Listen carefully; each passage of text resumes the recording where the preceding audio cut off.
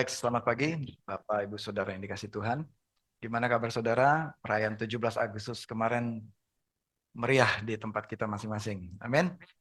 Ya, pada pagi hari ini kita masih ada di seri What Shapes Us ya. Sebelum itu bagi yang heritage bisa silakan ke ruang heritage.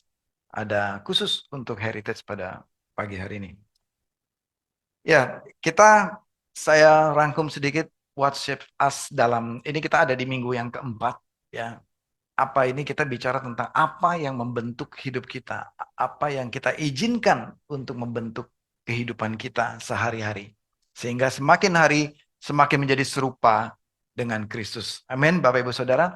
Yang pertama kita Pastor Yahya ya mengkhotbahkan tentang Allah ya, bagaimana sifat ilahi Allah Tritunggal, Allah Bapa, Allah Anak dan Allah Roh Kudus ya.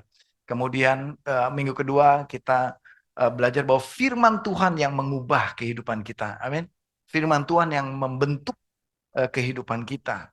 Ya, yang minggu ketiga ya minggu lalu Pastor Yahya menyampaikan bahwa Kristus telah mati di kayu salib untuk menjadi teladan, menjadi contoh, telah merendahkan diri, mengosongkan dirinya, mati di kayu salib, menjadi manusia bahkan taat sampai mati di kayu salib untuk menjadi teladan hidup kita.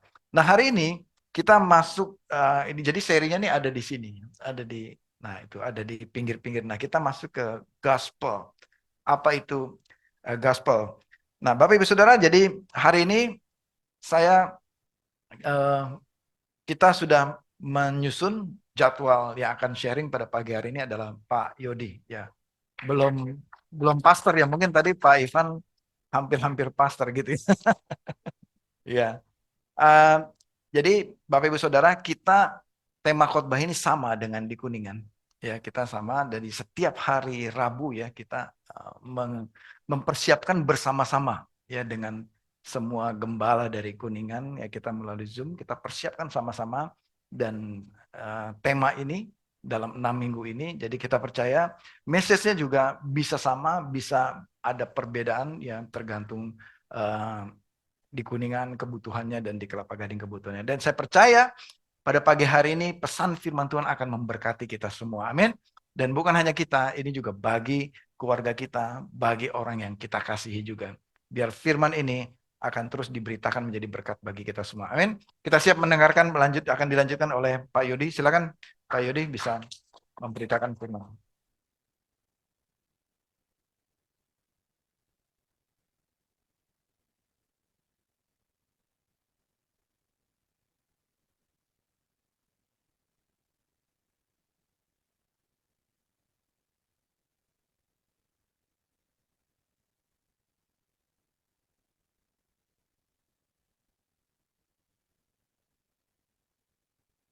Cek, cek satu. Baik, terima kasih Pak Suraswan atas kesempatan yang diberikan. Shalom Bapak Ibu, perkenalkan saya Jody Sibi. Terima kasih untuk hari ini. Hari ini kayaknya nuansa banyak yang merah ya. Baru kemarin kita seru-seruan di gereja ini. Ya, hari ini saya percaya yang akan kita belajar hari ini, yang kita akan bahas hari ini, mudah-mudahan firman Tuhan ini akan memerdekakan kita. Baik Bapak Ibu, sesuai dengan tema pada pagi hari ini kita akan berbicara tentang Injil, yaitu Injil itu adalah kabar baik. Dan mulai dengan bahwa 2 minggu yang lalu atau beberapa minggu yang lalu itu kita barusan mendengar ada berita dari olahraga, yaitu dari kancah olahraga di Olimpiade yang diadakan di Paris. Dan tim Indonesia dapat meraih 3 medali, yaitu 2 medali emas dan 1 medali perunggu. Tentu ini menjadi kabar yang baik ya buat kita bangsa Indonesia, bahwa atlet-atlet kita sudah berprestasi dan atlet-atlet kita ini sudah mengharumkan nama Indonesia di internasional. Nah, itu kabar dari dunia luar. Nah, hari ini Bapak Ibu saya akan menyampaikan kabar dari kerajaan surga. Nah, kabar baik ini tentunya paling spektakuler ya kalau menurut saya ini. Karena apa? Karena kabar baiknya adalah kita menjadi ciptaan yang baru. Nah, kita akan bahas di pagi hari ini yaitu 2 Korintus pasal 5 ayat 17 hingga yang ke-21. Ini bisa ya?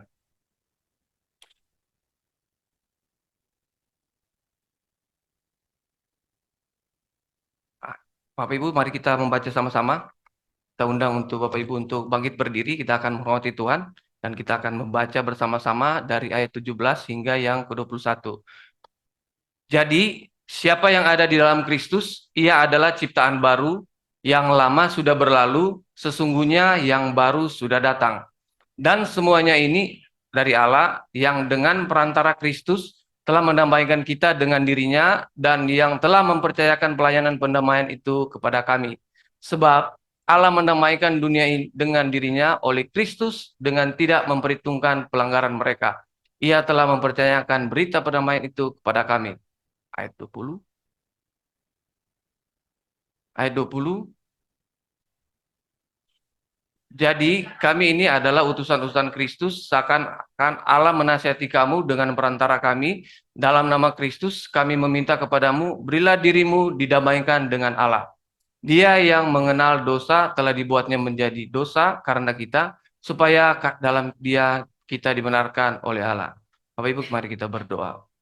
Bapak yang baik, Bapak yang mulia, terima kasih Bapak pagi hari ini kami mau merenungkan isi kebenaran firman Tuhan. Bapak tuntun kami Bapak, berikan kami hati seorang hamba, dan berikan kami telinga sebagai murid, biar kami bisa mendengar dengan baik untuk sabda firman-Mu pagi hari ini.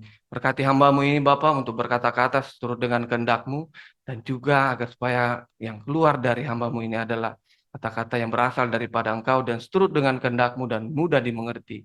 Terima kasih Bapak, dalam nama Tuhan Yesus kami sudah berdoa. Yang siap mendengarkan firman Tuhan, sama-sama kita katakan, amin. Bapak Ibu, silakan duduk untuk kembali. Kita berbicara di 2 Korintus ini kan seperti kita tahu semua bahwa Korintus ini ditulis oleh Rasul Paulus untuk jemaat di Korintus. Nah tadi di ayat 17 itu berbicara, jadi siapa yang ada di dalam Kristus, ia adalah ciptaan baru. Yang lama sudah berlalu, sesungguhnya yang baru sudah datang. Nah, Bapak Ibu, pertanyaan kita bisa bertanyaannya seperti ini. Apakah manusia sudah tidak berguna dan tidak berharga lagi di hadapan Tuhan? Jawabannya iya, karena memang manusia memang sudah tidak berguna lagi dan tidak bermanfaat lagi, berharga lagi di hadapan Tuhan. Karena apa, Bapak Ibu? Ada satu kata, yaitu dosa. Dosa inilah yang membuat manusia kehilangan kemuliaan di hadapan Tuhan, dan akhirnya karena dosa, hubungan manusia dan Tuhan itu menjadi rusak karena ulah dari manusia. Nah, di sisi lain Bapak Ibu, manusia cenderung atau berusaha untuk mencari cara memperbaiki hubungan antara manusia dan Tuhan. Tetapi manusia itu menemukan jalan yang buntu. Karena apa yang dicari cara-caranya itu tidak sesuai dengan apa yang dipikirkan Tuhan. Cara-cara untuk berdamai dengan Tuhan. Dan akhirnya Tuhan sendirilah yang merekonsiliasi hubungan antara manusia dan Allah. Sebabnya kita bisa baca di ayat 18 itu berkata, sebab ini kami tidak lagi menilai, sebelumnya di ayat 16 itu Paulus mengingatkan, sebab itu kami tidak lagi menilai seorang juga pun menurut ukuran manusia, dan jika kami pernah menilai Kristus menurut ukuran manusia, tetapi kami tidak lagi menilainya demikian. Jadi dahulu, Paulus mengatakan bahwa manusia mencari baiki hubungannya dengan Tuhan menurut apa yang manusia pikirkan. Jadi cara-cara untuk berdamai dengan Tuhan seturut dengan yang manusia pikirkan. Misalnya nih, Tuhan mungkin nggak akan hukum saya kalau dosa saya kecil dibandingkan dengan dosa saudara saya atau tetangga saya. Karena mungkin Tuhan itu nggak melihat dosa yang saya lakukan adalah dosa kecil. Nah, itulah satu contoh bahwa manusia ingin berdamai dengan Tuhan memakai caranya manusia. Tetapi itu buntu, dan di ayat 18 mengatakan, Tuhan mengadakan rekonsiliasi, dan ayat 18 mengatakan, dan semuanya ini dari Allah yang dengan perantara Kristus telah mendamaikan kita dengan dirinya. Nah, pertanyaan lagi muncul nih. Kristus kan adalah Tuhan. Manusia bermasalah dengan Tuhan, dan Yesus adalah Tuhan. Nah, kenapa Yesus mau mendamaikan? Jadi yang mendamaikan kita dengan Allah itu adalah Allah Putra, itu Kristus Yesus yang menamaikan kita dengan Allah gitu. Nah, itu juga kita bisa baca kalau misalnya bentar lagi Natal ya. Itu pasti ayat ini adalah ayat favorit, yaitu di Yohanes 3 ayat 16 berkata, karena begitu besar kasih Allah akan dunia ini, sehingga dia mengaruniakan anaknya yang tunggal. Nah, anak yang tunggal ini adalah putra yang mendamaikan hubungan antara manusia dengan Allah. Jadi rekonsiliasi itu bukan inisiasi dari manusia, tetapi dari Allah. Kita lanjut di ayat yang ke-21. Dia yang tidak mengenal dosa telah dibuatnya menjadi dosa karena kita, supaya dalam dia kita dibenarkan oleh Allah. Nah, ini berbicara tentang pengorbanan Kristus di kayu salib. Dia rela menggantikan kita dengan menebus dosa kita dengan darah yang kudus, supaya kita dibenarkan di hadapan Allah. Minggu yang lalu, kalau ada yang masih ingat, Pastor Yahya bercerita tentang Kristus, tentang Yesus, yaitu Yesus tuh merendahkan dirinya. Yesus telah mengosongkan dirinya dan mengambil rupa seorang hamba dan merendahkan dirinya sama seperti manusia. Jadi singkatnya kalau boleh saya ilustrasikan itu Yesus tuh downgrade ya Tuhan maksudnya. Dia di atas, harusnya manusia di bawah. Ketika dia menebus dosa manusia, dia turun dan sejajar dengan manusia. Sehingga apa yang terjadi? Dia rela mati dan dengan cara yang hina. Dia rela mati yang hina, dia merendahkan diri di hadapan manusia supaya dia bisa menebus dosa kita dan kita dibenarkan di hadapan Allah. Bapak Ibu, kalau uh, kerajaan Romawi atau pasukan-pasukan Romawi dulu mereka sebelum menyalibkan Yesus, mereka juga sudah terbiasa untuk menghukum penjahat-penjahat yang ada pada saat itu dengan cara menyalibkan penjahat-penjahat itu. Nah, ada kebiasaan dari bangsa Romawi ini, ketika mereka mau menyalibkan penjahat, mereka tanya dulu siapa komandan penjahat itu. Misalnya ada 7 nih, mereka tanya di batch 7 ini siapa yang ketua kelas, siapa yang biangnya, siapa yang komandan penjahat itu. Dan setelah dapat komandannya itu, mereka akan memposisikan komandan penjahat itu posisinya di tengah. Jadi kalau 7, 3 di sebelah kiri, 3 sebelah kanan. Dan pada saat itu Yesus disalibkan, Yesus ditaruh di posisi yang paling tengah. Dan itu mereka menyiarkan ke seluruh dunia pada saat itu. Pesannya adalah bahwa Yesus mereka salib dengan keadaan sebagai kepala penjahat. Nah, Yesus sudah datang, sudah menebus kita dengan cara seperti itu. Apakah kita mau menyanyiakan penebusan yang Yesus lakukan? Tapi saat ini sekarang saya banyak mendengar dari luar-luar, banyak orang yang mau membelokkan Injil atau membelokkan kekristenan kita dengan mengatakan bahwa di luar Yesus tuh ada keselamatan lain. Nah, seperti itu. Dan juga ditambah dengan keselamatan lain itu adalah dengan melakukan kebaikan-kebaikan. Nah, Bapak Ibu, ini memang tidak sesuai dengan apa yang kita imani, apa yang kita pelajari yang seperti Yesus yang kita kenal bahwa semua orang yang di dunia ini tidak ada yang bisa selamat kalau di luar dari Yesus. Hanya di dalam Yesus kita bisa selamat. Karena apalagi kebaikan, itu artinya kita sedang menyogok Tuhan ya. Artinya kita berbuat dosa, kita mau mencoba untuk menyogok dengan kebaikan-kebaikan. Hanya kebaikan kita tuh nggak bisa menutupi dosa-dosa kita. Karena takarannya seperti apa? Apakah kebaikan kita harus lakukan satu hari misalnya 3 kali, atau harus 5 kali, atau harus 10 kali? Repot. Kita harus berpikirkan kebaikan terus, memikirkan kehidupan kita sendiri, diri kita, sementara di dalam rumah kita ada orang lain, ada anak-anak kita. Kita nggak bisa memikirkan mereka karena kita memikirkan untuk kita melakukan kebaikan. Senin sampai Minggu, Senin sampai Sabtu kita sudah melakukan kebaikan. Hari Minggu kita lupa melakukan kebaikan, ketiduran, besok kita mati. Karena kita kan nggak melakukan kebaikan, ya kan? Jadi satu hari kesalahan yang kita lakukan akan menghapus semua kebaikan-kebaikan yang kita lakukan sebelumnya. Jadi fix ya, clear ya, bahwa di dalam Yesus baru ada keselamatan. Amin. Nah, ini ayatnya ini. Jadi ayat ini sangat menguatkan kita. Roma 10 ayat 9 dan 10. Saya bacakan. Sebab jika kamu mengaku dengan mulutmu bahwa Yesus adalah Tuhan dan percaya dalam hatimu bahwa Allah telah membangkitkan dia dari antara orang mati, maka kamu akan diselamatkan. Ayat 10. Karena dengan hati orang percaya dan dibenarkan, dan dengan mulut orang mengaku dan diselamatkan. Jadi hanya perlu hati kita Untuk kita percaya, kita dibenarkan oleh Allah. Dan dengan mulut kita mengaku, kita diselamatkan. Simple. Simple, hanya simple itu. Kita nggak perlu berusaha keras. Harus kita mikirkan kebaikan demi kebaikan. Nggak perlu, hanya itu aja saja yang harus kita lakukan. Sehingga apa yang kita lakukan Roma 9 dan 10 akan berarti kebaikan-kebaikan itu akan keluar dari hidup kita. Amin Bapak Ibu. Nah, clear ya. Berarti keselamatan itu hanya ada di dalam Kristus. Apa yang kita bisa pelajari dari pelajaran yang tadi Bapak Ibu? Saya ambil poin, ada 2 poin. Yang pertama, Injil membuat kita mengenal Yesus. Ada pepatah gini, tak kenal maka tak disayang. Nah, seperti itu. Zaman dulu, zaman Yesus, orang-orang pada saat zaman Yesus itu kan pasti udah melihat Yesus secara langsung ya, visual gini, oh itu Yesus. Mungkin bisa juga jabat tangan langsung, bahkan mereka bisa makan sama-sama bersama Yesus. Nah, zaman sekarang kita hidup di zaman Roh Kudus. Wujud dari Yesus atau Allah itu tidak ada yang kita tidak bisa lihat. Tapi kita bisa rasakan ada dalam hidup kita. Nah, bagaimana orang yang belum mengenal Yesus? Dari mana orang yang belum mengenal Yesus dia bisa tahu tentang Yesus? Nah, dari Injil, Bapak Ibu. Dari Injil, orang-orang yang belum mengenal Yesus bisa mengenal Yesus dari pemberitaan Injil. Nah, ini ada satu orang ya itu namanya Dr. Ricebrook. Dia merangkum yaitu Injil adalah baik mungkin untuk kita simpan atau bisa kita jadi renungan. Jadi saya bacakan, Injil adalah kabar baik bahwa Allah menjadi manusia di dalam Yesus Kristus.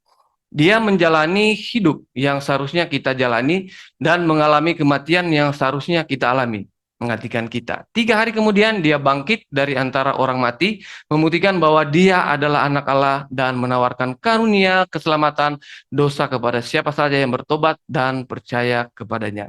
Nah, dari rangkuman Dr. Ricebrook ini, saya mengambil ada 4 peristiwa yang terjadi pada saat itu, yaitu yang ada 4 peristiwa yaitu kelahiran Yesus, kematian Yesus, kebangkitan Yesus, dan kenaikan Yesus.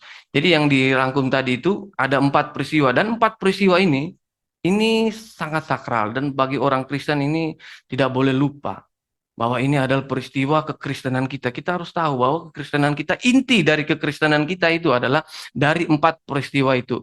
4 peristiwa yang ada yang di layar modul ini. Jadi kalau orang Kristen lupa tentang identitas kekristenan dia, tentang 4 peristiwa ini, ya mungkin kita bisa mengingatkan. Kalau dia masih lupa juga setelah kita ingatkan, ini terlalu Bapak Ibu. Tapi enggak. Ini tetap ada yang lupa, kita tetap harus ingatkan. Kita nggak boleh itu tetap kita harus ingatkan terus. Jadi Injil itu harus tetap diberitakan terus. Baik, dan poin yang kedua adalah Injil membawa perubahan hati dan pikiran kita. Bapak Ibu, yang sudah dari awal tadi, saya katakan bahwa manusia menjadi ciptaan yang baru. Nah, manusia menjadi ciptaan yang baru ini bukan berarti kita jadi 2 gitu. Tuhan menciptakan lagi satu Jody, itu satu Pastor Aswan, satu Hana, enggak Bapak Ibu. Jadi yang Tuhan ciptakan itu adalah hati. Hati yang baru dan pikiran kita yang baru.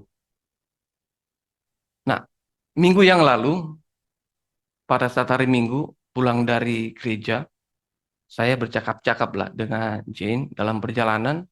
Terus saya tanya sama dia, kamu simak nggak tadi khotbah dari Pastor Yahya? Oh iya. Terus apa yang kamu dapat dari Jane cerita singkat? Oh iya, saya belajar untuk merendahkan diri seperti apa yang uh, Paulus Paulus sarankan agar jemaat manusia belajar kepada Yesus dengan kerendahan hatinya. Nah, seperti itu. Terus dia diam sejenak. Terus dia tepok pundak saya. Ngomong-ngomong, minggu depan kamu ya yang sampaikan. Nah, saya yang di sini. Iya, saya bilang iya. Makanya saya lagi mau cari-cari materi ini masih membuka untuk masukan-masukan.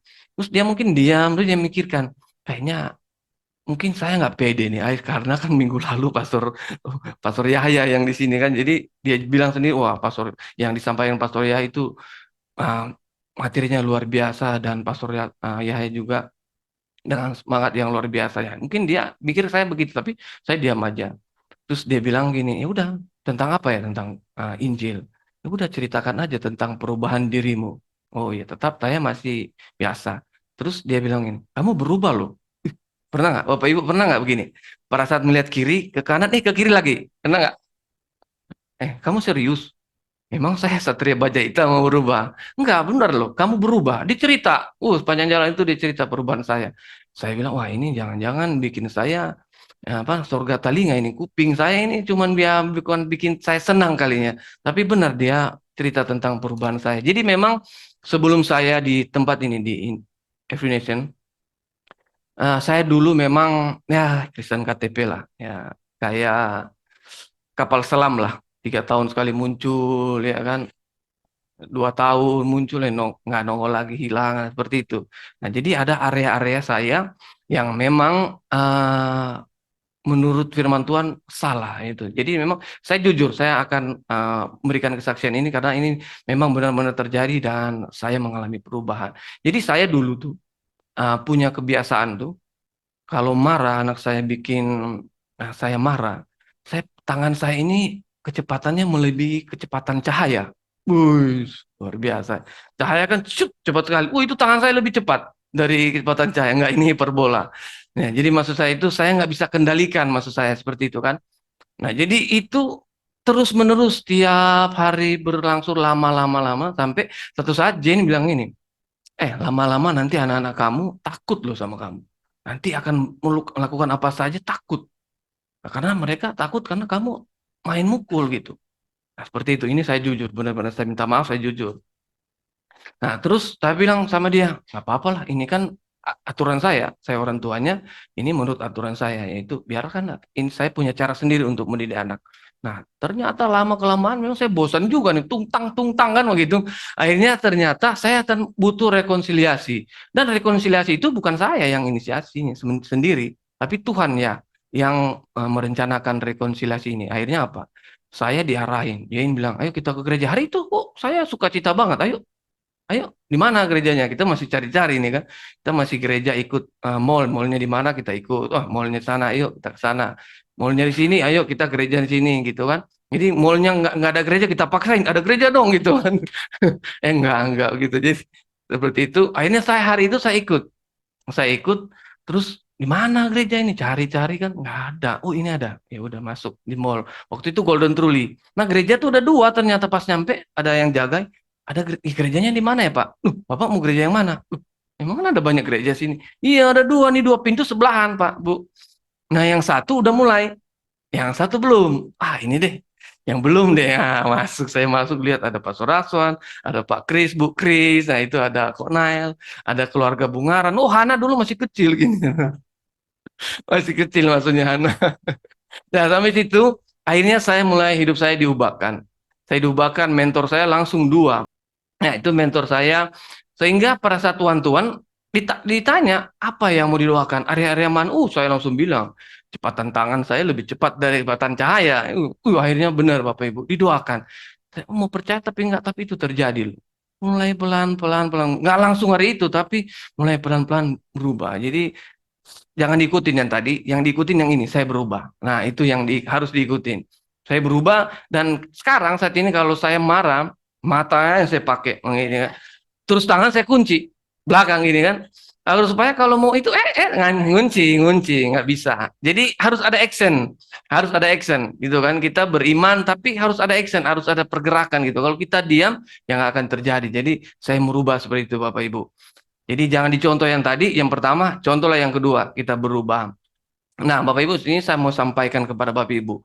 Kalau kita sudah berkeluarga, mungkin ada istri yang memuji suami, ya jangan menganggap itu surga telinga, tapi itu mungkin itu firman Tuhan. Tuhan menegur kita lewat istri atau lewat suami. Nah, begitu juga ke anak-anak atau ada mentor-mentor yang menegur kita, ya itu artinya itu pesan dari Tuhan. Nah, saya mau membagikan itu agar supaya kita juga sama-sama artinya apa? Injil ini bisa mengubah seorang. Saya percaya di tempat ini banyak area-area Bapak Ibu yang juga diubahkan oleh karena Injil ini. Karena Bapak Ibu merenungkan, membaca, Bapak Ibu juga berubah karena Injil ini sudah membentuk Bapak Ibu dan saudara-saudara sekalian saat ini. Dan apa yang menjadi kesimpulan kita pada pagi hari ini Bapak Ibu dari dua poin yang tadi yaitu uh, Injil membuat kita mengenal Yesus. Yang kedua, Injil membawa perubahan hati dan pikiran kita. Simpulannya adalah ketika kita mempercayai Yesus untuk keselamatan kita, maka kita akan diberikan hati yang baru. Kita menjadi ciptaan yang baru yang disempurnakan di dalam Kristus yang memiliki harapan masa depan bersama dengan Allah selama-lamanya. Bapak Ibu, kabar baik ini semoga saja bisa membawa perubahan dalam hidup kita, dan kita punya tugas satu. Jadi kabar baik ini Injil, setelah Injil mengubah kita, setelah proses rekonsiliasi tadi, yang Injil itu jangan hanya sampai berhenti di kita, atau jangan hanya berhenti di membaca, mendengar, dan merenungkan. Injil itu jangan berhenti di situ. Injil itu harus kita sebarkan. Bagaimana orang-orang yang lain yang belum mengenal Yesus, mereka tidak tahu mengenal Yesus dari mana. Yaitu mulai dari Injil. Dan siapa yang memberitakannya? Kita. Harus ada orang yang memberitakan Injil itu supaya orang-orang di luar sana yang belum mengenal Yesus, mereka bisa mengenal Yesus. Dan beritahukan mereka keempat peristiwa yang tadi itu adalah peristiwa yang paling penting kekristenan kita. Dan yang kedua, Bapak Ibu, izinkan Injil membentuk hati kita, membuka dan mengubah hidup kita dari hari ke hari. Setiap hari misalnya area ini kita gagal, besok lagi area ini kita masih gagal, seperti jatuh bangun terus. Dan kita berdoa, harus kita perbaharui hari demi hari untuk kita menjadi ciptaan yang baru. Tuhan memberkati kita semua. Peristiwa salib ribuan tahun yang lalu, 2000 tahun yang lalu, bukan legenda dongeng belaka. Peristiwa salib 2000 tahun yang lalu, kisah nyata, true story. Dan peristiwa ini terus menggoncangkan dunia. Dan pagi ini kita mendengar lagi berita ini. Salib bukan sekedar simbol agama Kristen. Salib bukan sekedar kalung di dada kita. Salib bukan sekedar panjangan di dinding rumah kita. Salib bukan sekedar pajangan di gedung gereja. Salib yang sesungguhnya di Bukit Golgota ada Yesus di sana yang adalah Tuhan yang datang menjadi manusia. Di sana Yesus dipaku, tergantung di kayu salib, dihina, dan mati di kayu salib. Sesungguhnya penyakit kita yang ditanggungnya, sesungguhnya kutuk kita yang ditanggungnya, sesungguhnya segala kutuk turun-temurun kita yang ditanggungnya di kayu salib. Semua penyakit kita telah ditanggungnya di kayu salib. Semua hina, semua kelemahan, semua masalah, semua aib kita telah Yesus tanggung di kayu salib. Dan pagi ini Bapak Ibu Saudara, biarlah peristiwa salib ini menjadi komitmen kita yang sungguh-sungguh bahwa saya mau mengikut salib, saya mau memikul salib, saya mau menjadi pengikut Yesus Kristus, dan saya mau menerima salib itu. Saudara, salib telah diberikan kepada saudara. Mari kita serahkan sepenuhnya penyakit saudara, kelemahan saudara, segala masalah saudara, segala pergumulan saudara, segala kutuk yang saudara rasakan pada saat ini, serahkan kepada salib Kristus. Serahkan kepada salib Kristus. Segala kesombongan kita, segala keangkuhan kita, segala hal yang membuat kita lebih mempercayai diri sendiri, saat ini serahkan kepada Yesus. Percaya hanya kepada Yesus. Tanggalkan setiap kesombongan kita. Tuhan, aku berdoa bagi jemaat ini pada saat ini, biar salib bukan hanya menjadi simbol saja dalam hidup kami, tapi salib Kristus menjadi hidup kami, yang mengubahkan kehidupan kami sampai selama-lamanya. Tuhan, salib ini ada di dalam hati kami dan terus mengubah hidup kami. Kami selalu mengingat peristiwa salib itu, penderitaan Yesus di kayu salib itu, penderitaan yang tidak mudah, yang tidak gampang, tapi Yesus mau menanggungnya hanya karena kasih-Nya kepada kami. Betapa bersyukur Tuhan.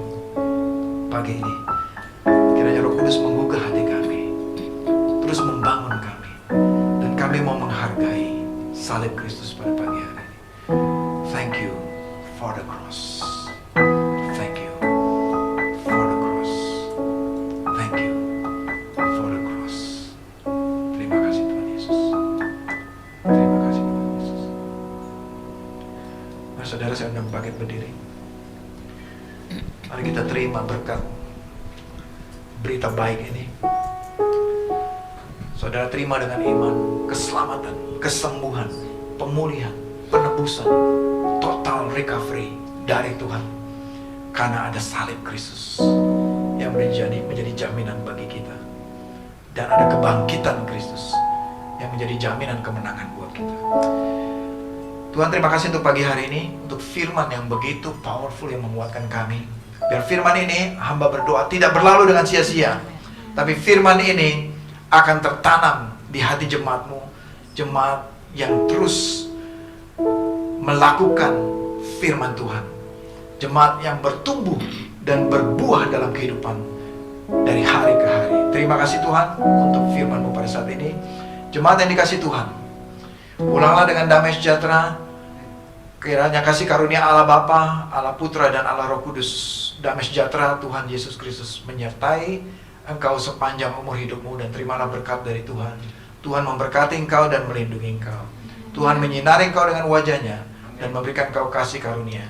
Dan Tuhan menghadapkan wajahnya kepadamu dan memberikan engkau damai sejahtera, persekutuan dengan Roh Kudus mulai hari ini sampai selama-lamanya. Sampai Kristus Yesus datang kedua kalinya. Di dalam nama Tuhan Yesus, semua jemaat yang percaya menerima berkat ini katakan bersama-sama. Amin. Amin. Amin.